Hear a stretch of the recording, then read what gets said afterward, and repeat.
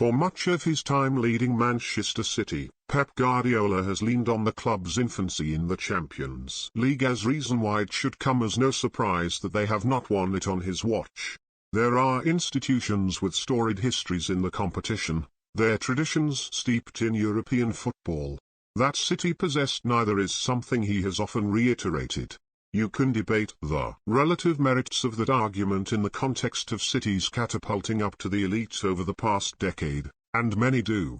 But the events of last season mean expectations rise and are higher now than they have ever been. Even without a new striker, Guardiola and his team forged their own piece of history by reaching May's final, in turn exorcising the ghosts of 3 successive quarter-finals. They have collective and positive experiences that are their own, beating group stage opponents Paris Saint-Germain over 2 legs the highlight. That is why, quite reasonably, they again are among the favourites before kicking off against RB Leipzig on Wednesday night. The way in which they failed to impose themselves on Chelsea in Porto 4 months ago is a situation that Guardiola believes can aid his players to go on further. Just as defeat against unfancied Lyon had done the year before. "I'm pretty sure it can, I'm pretty sure," he said. "The players have feelings and soul and, you know, it hurts when you cannot achieve. For them it's a new challenge to try. These guys won 3 Premier League titles in the last 4 years and every year we have the feeling that we can do better. We reached the final of the Champions League and it's a motivation, they want it. But there are many other teams who want it too. People can say Manchester City was a failure, okay, that's your opinion. It was an incredible achievement last season, playing so many games, and we lost the final to a big contender. We are just in September, the final is in May, so many things can happen. It depends on how you arrive in that moment, with injuries, with the mood of the team.